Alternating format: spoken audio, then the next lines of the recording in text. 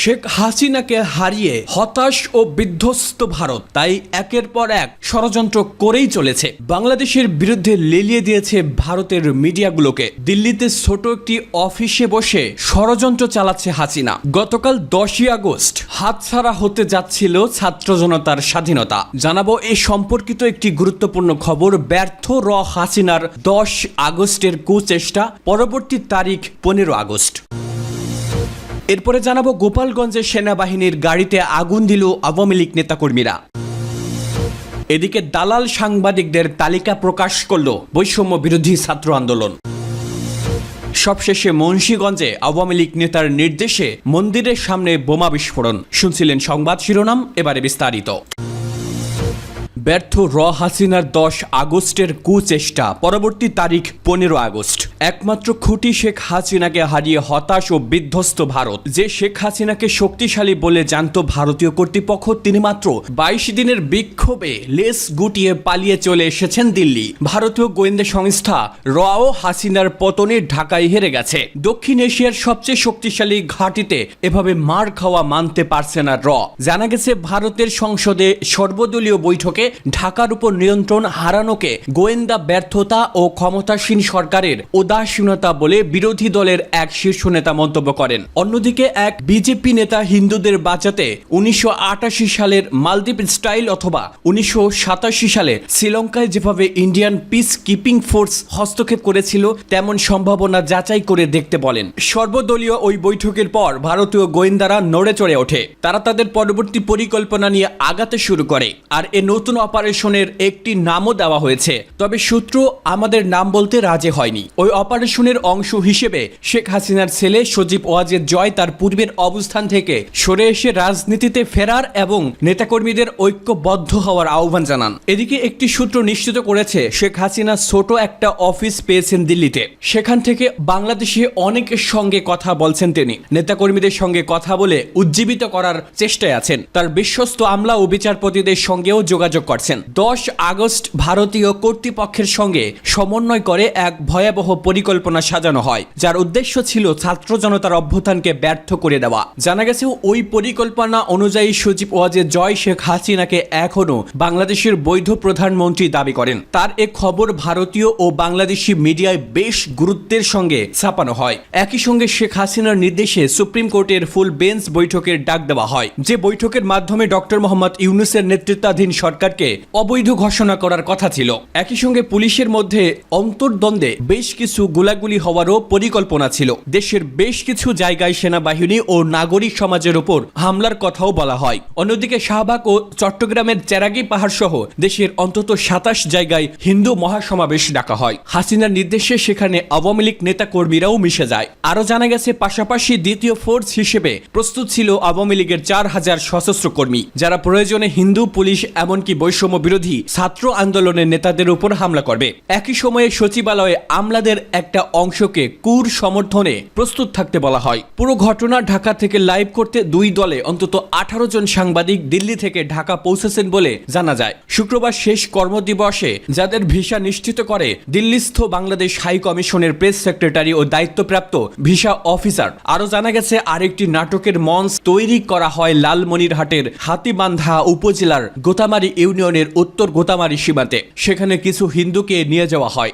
আসল উদ্দেশ্য ছিল ভারতের পাশ থেকে ছবি তুলে বাংলাদেশ সীমান্তে হিন্দু শরণার্থীদের ঢল নেমেছে বলে ভুয়া সংবাদ ছড়িয়ে দেওয়া। কিন্তু লালমনিরহাটের জেলা প্রশাসন ও স্থানীয় সাংবাদিকরা জেনে যাওয়ায় ওই পরিকল্পনা ভেস্তে যায়। তবে সূত্র বলছে শেখ হাসিনার শাসন আমলে প্রধান বিচারপতি হিসেবে নিয়োগ পাওয়া ওবায়দুল হাসান দিয়ে বর্তমান সরকারকে অবৈধ ঘোষণা করা যায়নি। ফলে লালমনিরহাট সীমান্তের নাটকের পরিকল্পনা বাদ দেওয়া হয়। এছাড়া ভারতের মিডিয়ায় ভীষণ রকম বাংলাদেশ বিরোধী, আন্দোলন বিরোধী সংবাদ করানো হচ্ছে। শুধু দিল্লি ভিত্তিক নয়, গুজরাট ও কলকাতা থেকেও এসব সংবাদ ছড়ানো হচ্ছে। 2022 সালের সাম্প্রদায়িক হামলাকে সম্প্রতি ঘটেছে বলে প্রচার করা হচ্ছে। মাশরাফির ঘর পুরানোকে লিটন দাসের ঘর, ধানমন্ডি 32-এর আগুনকে হিন্দু বাড়িতে আগুন বলে প্রচার করা হচ্ছে। বাংলাদেশের স্বাধীনতার পর এত বড় সাম্প্রদায়িক হামলা হয়নি বলেও দাবি করা হয়। দাবি তোলা হচ্ছে পাকিস্তান গোয়েন্দা সংস্থা কর্তৃক এই বিপ্লব সংগঠিত হয়েছে। তারা খালেদা জিয়াকে ক্ষমতায় আওতায় আনতে চায়। খালেদা জিয়া সাম্প্রতিক হাসপাতালের ভিডিও বক্তব্যের ছবি দেখিয়ে তাকে একজন হিন্দু বিদ্বেষী পাকিস্তানপন্থী নেতা হিসেবে হাজির করা হয়। এদিকে আমাদের কাছে সূত্রের মারফত খবর আসে, বেশিরভাগ সংবাদের ড্রাফট করা হচ্ছে ঢাকা থেকে। বাংলাদেশের গণমাধ্যম উচ্চ পর্যায়ে বসে থাকা কিছু সাংবাদিক এসব রিপোর্ট তৈরি করে বাংলাদেশের দিল্লিস্থ হাই কমিশনে এক রাজনৈতিকভাবে নিয়োগপ্রাপ্ত কর্মকর্তাকে পাঠাচ্ছে। তিনি দিল্লিতে বিভিন্ন সাংবাদিককে এসব ড্রাফট নিউজ ও ভিডিও সরবরাহ করছেন। সূত্র দাবি করছে, বাংলাদেশের এই কর্মকর্তা গত সপ্তাহে দিল্লি প্রেস ক্লাবে অন্তত 2 বার বৈঠক করেন। তার সে বৈঠকের পর মূলত ভারতের গণমাধ্যমে বাংলাদেশের আন্দোলন বিরোধী নিউজের বন্যা বয়ে যায়। আমরা জানতে পেরেছি 10 আগস্টের পরিকল্পনা ব্যর্থ হলেও দ্বিতীয় আরেকটি পরিকল্পনা রয়েছে 15 আগস্ট। ওই দিন বঙ্গবীর কাদের সিদ্দিকী ও সোহেল তাজের মতো কিছু বি টিম ধানমন্ডির 32 নম্বরে শোক পালন করতে যাবেন। অন্যদিকে আয়োজন রয়েছে গোপালগঞ্জের টুঙ্গিপাড়ায়। এই দিবসকে কেন্দ্র করে আওয়ামী লীগের নেতাকর্মীরা একটি শোডাউনের পরিকল্পনা করছে। হাসিনাকে এ মুহূর্তে বহু আমলা ঢাকার পরিস্থিতি জানাচ্ছেন। ইউনূস সরকার যে সাম্প্রদায়িক সহিংসতার ইস্যু ধামাচাপা দিতে না পারে সে ব্যাপারে আদেশ দেওয়া হয়েছে তাদের। ফলে এখন চোখ 15 আগস্টের দিকে। কিন্তু দ্য মিরর এশিয়া নিশ্চিত হয়েছে, হাসিনা তার বাংলাদেশ নেটওয়ার্ক ও ভারতীয় গোয়েন্দা সংস্থার সহযোগিতায় দেশকে অস্থিতিশীল রেখে সরকারকে ব্যর্থ করে দিতে চায়, অথবা ভারতের হস্তক্ষেপের পরিস্থিতি তৈরি করতে চায়। জয়ের হুঁশিয়ারি, ইউনূস কিভাবে সরকার চালায় দেখে নেব। লাইনটি শেখ হাসিনা যার সঙ্গে কথা বলছেন তাকেই শোনাচ্ছেন। গোপালগঞ্জে সেনাবাহিনীর গাড়িতে আগুন দিল আওয়ামী লীগ নেতাকর্মীরা। ক্ষমতা ছেড়ে ভারতে পালিয়ে যাওয়া শেখ হাসিনার পক্ষে বিক্ষোভ মিছিল বের করে সেনাবাহিনীর সদস্যদের উপর হামলা চালিয়েছে গোপালগঞ্জ আওয়ামী লীগের নেতাকর্মীরা। এ সময় একটি গাড়ি জ্বালিয়ে দেয় তারা। এ ঘটনায় 5 সেনা সদস্য সহ 7 জন আহত হয়েছেন। এছাড়া ঘটনার ছবি তুলতে গেলে 2 সাংবাদিককে মারধর ও লাঞ্ছিত করে উত্তেজিত আওয়ামী লীগ নেতাকর্মীরা। শনিবার বেলা 3:30টার দিকে সদর উপজেলার গোপীনাথপুর ইউনিয়নের গোপীনাথপুর বাস স্ট্যান্ডের পাশে এ ঘটনা ঘটে। প্রত্যক্ষদর্শী কয়েকজন জানান, বেলা 3টার দিকে ওই দিন ইউনিয়নের নেতাকর্মীরা খণ্ড খণ্ড মিছিল নিয়ে গোপীনাথপুর বাস স্ট্যান্ড এলাকায় জড়ো হয়। তারা ঢাকা খুলনা মহাসড়ক অবরোধ করে বিক্ষোভ মিছিল করতে থাকে। এতে মহাসড়কের 2 পাশের গাড়ি আটকা পড়ে। খবর পেয়ে গোপালগঞ্জে কর্মরত সেনা সদস্যরা ঘটনাস্থলে গেলে নানা স্লোগান দেয় বিক্ষোভকারীরা। এক পর্যায়ে সেনা সদস্যদের সঙ্গে বাক বিতণ্ডায় জড়ায় তারা। একটি অস্ত্রও ছিনিয়ে নেয়। এ সময় সেনা সদস্যরা ফাঁকা গুলি ছুড়ে পরিস্থিতি নিয়ন্ত্রণে আনার চেষ্টা করেন। ঘটনার পর ছিনিয়ে নেওয়া অস্ত্রটি গোপীনাথপুর পুলিশ তদন্ত কেন্দ্রে জমা দিতে যান বিক্ষোভকারীরা, কিন্তু তারা অস্ত্রটি নিতে অস্বীকৃতি জানালে গোপীনাথপুর ইউপি সাবেক চেয়ারম্যান লাচ্চু শরীফের কাছে জমা দেওয়া হয়। দালাল সাংবাদিকদের তালিকা প্রকাশ করল বৈষম্য বিরোধী ছাত্র আন্দোলন। বৈষম্য বিরোধী ছাত্র আন্দোলনে রক্ত ঝরানোর ইন্ধনদাতা দালাল সাংবাদিকদের বিরুদ্ধে ব্যবস্থা গ্রহণের দাবি জানানো হয়েছে। শনিবার 10 আগস্ট বৈষম্য বিরোধী ছাত্র আন্দোলনের পক্ষ থেকে জাতীয় প্রেস ক্লাবের ভারপ্রাপ্ত সভাপতি ও সাধারণ সম্পাদকের কাছে এই দাবি জানানো হয়। এতে দালাল সাংবাদিকদেরও তালিকা দেওয়া হয়েছে। বৈষম্য বিরোধী ছাত্র আন্দোলনের সমন্বয়ক আব্দুল কাদের ও আব্দুল হান্নান মাসুদ এই পত্রটি দিয়েছেন। এতে বলা হয়, প্রেস ক্লাব একটি জাতীয় প্রতিষ্ঠান। এই প্রেস ক্লাব বরাবরই জাতির দুঃসময়ে এগিয়ে এসেছে, কিন্তু পতিত আওয়ামী ফ্যাসিস্ট সরকারের আমলে এই প্রতিষ্ঠানটি দলীয় প্রতিষ্ঠানে পরিণত করে ভাবমূর্তি ধ্বংস করে দিয়েছে। শুধু তাই নয়, প্রেস ক্লাবের সভাপতি ফরিদা ইয়াসমিন, যিনি ফ্যাসিস্ট সরকারের শুধুমাত্র দালালি নয়, পার্লামেন্ট মেম্বারও। সাধারণ সম্পাদক শ্যামল দত্ত প্রতিনিয়ত পুলিশ ও আওয়ামী লীগকে মদত দিয়ে এবং টক শোতে উস্কানিমূলক বক্তব্য দিয়ে ছাত্রদের রক্ত ঝরানোর মতো মানবতা বিরোধী কাজে জড়িত ছিল। বৈষম্য বিরোধী ছাত্র আন্দোলনের পক্ষ থেকে আরো বলা হয়, এছাড়া ছাত্রদের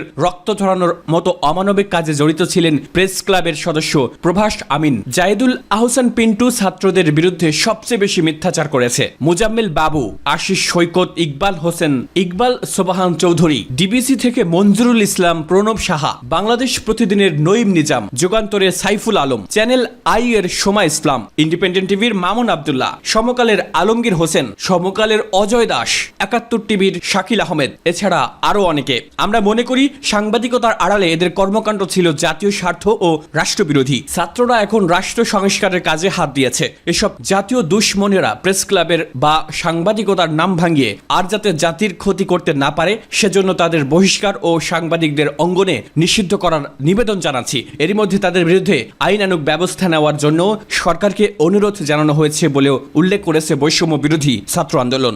মুন্সিগঞ্জে আওয়ামী লীগ নেতার নির্দেশে মন্দিরের সামনে বোমা বিস্ফোরণ। আওয়ামী লীগ নেতার নির্দেশে মুন্সিগঞ্জের সিরাজদি খান উপজেলায় মন্দিরের সামনে বোমা বিস্ফোরণ ঘটিয়ে আতঙ্ক সৃষ্টির তথ্য পাওয়া গেছে। শুক্রবার রাতে উপজেলার মালখানগড় ইউনিয়নের ফুরসাইল গ্রামের পোদ্দার বাড়ি শ্রী শ্রী রাধা গোবিন্দ মন্দিরের ফটকের সামনে সড়কে এ ঘটনা ঘটে। ঘটনাস্থল থেকে আটক দুজন বোমা বিস্ফোরণের সঙ্গে জড়িত থাকার কথা স্বীকার করলে পরে পরিবারের জিম্মায় তাদের ছেড়ে দেওয়া হয়। তারা হলেন ফুরসাইল গ্রামের রিফাত ও কাজিরবাগ গ্রামের তুহিন। তাদের সঙ্গে থাকা সমিত ব্যাপারী নামের একজন ঘটনার পর পালিয়ে যান। স্থানীয়রা জানান, শুক্রবার রাত 11টার দিকে রাধা গোবিন্দ মন্দিরের ফটকের সামনে একটি বোমা বিস্ফোরণ করেন 3 যুবক। এ সময় এলাকাবাসী জড়ো হয়ে রিফাত ও তুহিনকে আটক করে। এরপর তারা স্বীকার করে মালখানগড় ইউনিয়ন আওয়ামী লীগের সাধারণ সম্পাদক মাসুদ খানের নির্দেশে আতঙ্ক সৃষ্টির জন্য বোমা বিস্ফোরণ ঘটিয়েছে। পরে মা বাবাকে ডেকে তাদের হাতে দুজনকে তুলে দেওয়া হয়। খবর পেয়ে শনিবার বেলা 11টায় মালখানগড় ইউনিয়ন পরিষদে সেনা সদস্যরা আসেন, কিন্তু রিফাত ও তুহিন রাতেই বাড়ি থেকে পালিয়ে যায়। এদিকে অভিযোগের বিষয়ে আওয়ামী লীগ নেতা মাসুদ খানের সঙ্গে যোগাযোগ করা সম্ভব হয়নি। স্থানীয় ইউপি সদস্য ও প্যানেল চেয়ারম্যান মোহাম্মদ জামান বলেন, সেনাবাহিনী শনিবার এসেছে, তবে তারা পালিয়ে গেছে।